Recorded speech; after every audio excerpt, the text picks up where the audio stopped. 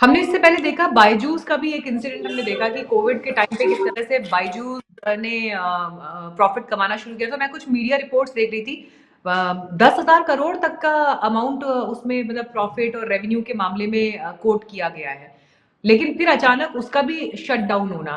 तो क्या इसके पीछे भी यही कारण है जो अभी आप हाईलाइट कर रहे हैं? ये जो ऑनलाइन प्लेटफॉर्म्स थे, ये इनकी जो फाइनेंशियल डायनेमिक्स होती है वो काफी अलग होती है। इनका जो फोकस होता है वो स्टूडेंट एक्विजिशन पे होता है, right? So these were loss-making entities from the very start once they became big in the online world, and the idea was to attract, you know, big investments, which they did। और उसके बाद जाके सारा जो उनका unwinding हुई है, तो उनका मॉडल एक अलग तरीके से चलता है। मतलब वो पैसा फेंक रहे थे, आप ये मान सकते हैं, और वो शुरू से ही अनवायबल थे। बस वो जो एक होप थी कि it will turn profitable someday, वो अल्टीमेटली डिफ्यूज हो गई, और उसकी वजह से बायजूस जैसी संस्थानों का हम देखते हैं डाउनफॉल हुआ है। ठीक है स्नेहाशीष जी, कहना देखिए चाहूंगा यूपी मैडम, में कानून व्यवस्था की बात जो है बड़ी बुलंदी से होती है और लॉ एंड ऑर्डर इसको बड़ा एक यूएसपी बताया जाता है।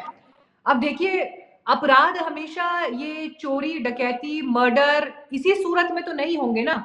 ये क्या कम अपराध है जो आपने किसी के भविष्य को अधर में डाल दिया? मतलब मैं जस्ट इमेजिन कर रही हूँ, एक होनहार बच्चा जो अपनी क्लास में बहुत अच्छा परफॉर्म कर रहा है, जो आगे बहुत अच्छी लाइन में जा सकता है, जिसका आगे बहुत अच्छा सुनहरा भविष्य है, ऑल ऑफ अ सडन जब इस तरह की घटना उसके आगे घट जाती है कि जो उसको पता ही नहीं है कि आगे क्या होना है, ये मतलब क्या ये क्राइम नहीं है लोगों बताइए। की नजरों में? मीनाक्षी जी, ये ऑर्गेनाइज्ड क्राइम है।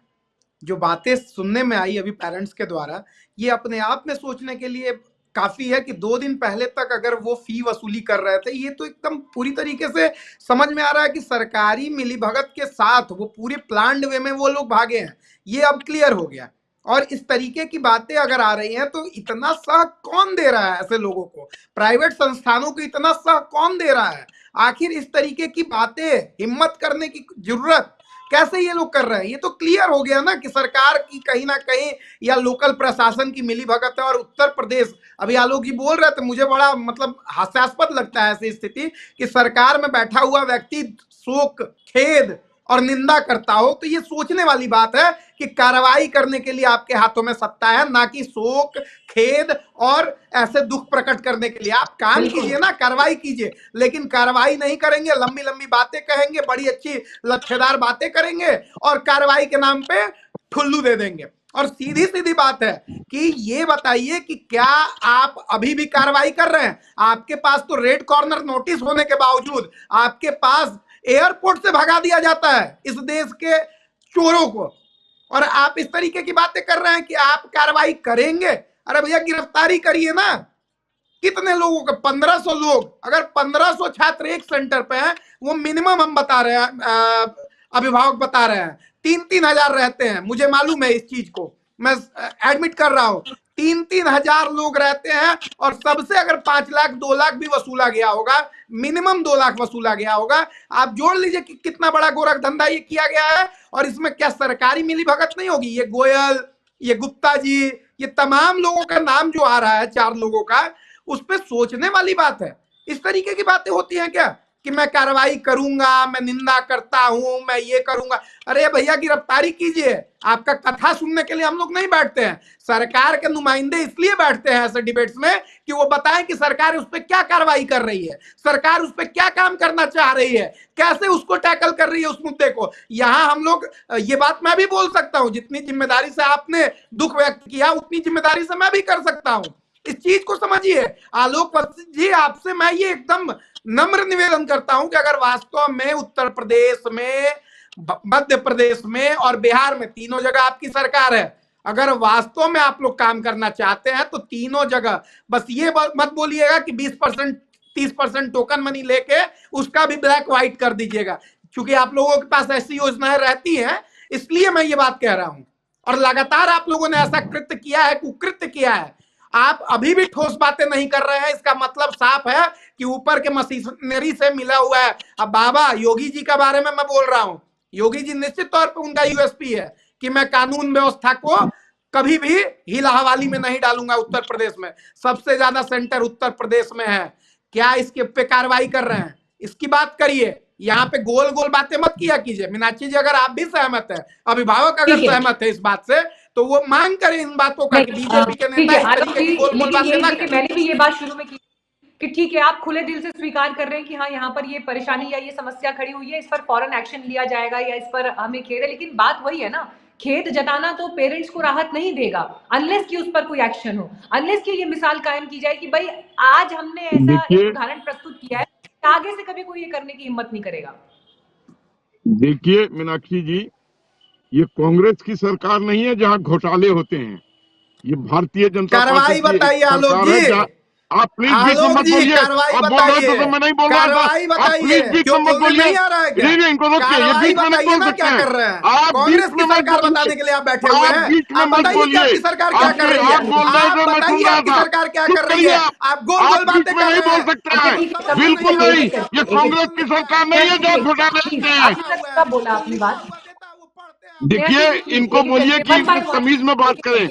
नहीं, ये तमीज में बात करें, ये डिबेट की गरिमा में बात करें। ये देखिए बोले चले जा रहे हैं। वो अभी चुप है सर, आप कंप्लीट करिए अपनी बात। देखिए, मैं एक चीज कह रहा हूँ, ये भारतीय जनता पार्टी की सरकार है और यहाँ पर एक्शन होगा और बहुत कड़ा एक्शन होगा, ये मैं आपको कह सकता हूँ। लेकिन प्रेजेंटली जो हुआ में क्या हो रहा है? अभी हो रहा है, आप शांत रहिए। ये कांग्रेस का नहीं है जिसका स्खलन हो गया है। आपको तो इंडी गठबंधन से भी बाहर कर दिया है। आप और क्या कर रहे हैं? आप तो इंडी गठबंधन से भी बाहर धकेल दिए गए हैं। शांत रहिए, एक एक करके बात करेंगे। तो देखिए, पेरेंट्स भी हैं साथ में। कांग्रेस का भारत में स्खलन हो चुका है। कांग्रेस खत्म है। कांग्रेस कहीं की नहीं है। कांग्रेस का कोई वजह नहीं है। कांग्रेस घोटालों की है। को लूट के हमने जितने भी लोग थे, आप निश्चित तौर पर मानिए मीनाक्षी जी कि थोड़ी करके इन लोगों को पकड़ा जाएगा और सख्त से सख्त इनके ऊपर कार्रवाई होगी।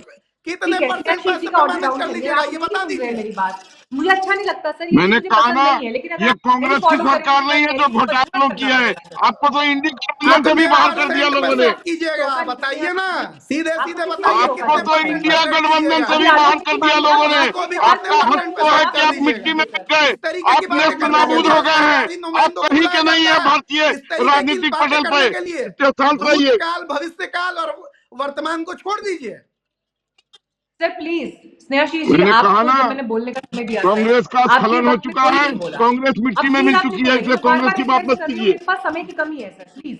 ठीक है आलोक जी, आप अपनी बात कंप्लीट करिए सर, उनकी बात को छोड़िए। अब मैं आपको आश्वासन देता हूँ, मैं आपको विश्वास दिलाता हूँ कि इन लोगों को किसी कीमत पर नहीं बख्शा जाएगा। इनके ऊपर कड़ी से कड़ी कार्रवाई होगी।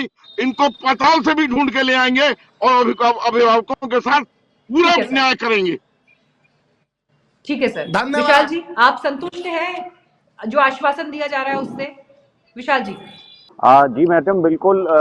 देखिए क्या है कि हम तो बस ये चाहते हैं कि पेरेंट्स के पैसा मिले और जो इस कंपनी के डायरेक्ट हैं डीके गोयल, जो सुनने में आ रहा है कि या तो विदेश जाने की तैयारी में हैं या विदेश जा रहे हैं, तो उनको विदेश ना जाने दिया जाए, क्योंकि वही हैं जो ये पैसा वापस कर सकते हैं और इस स्थिति को सुधार सकते हैं।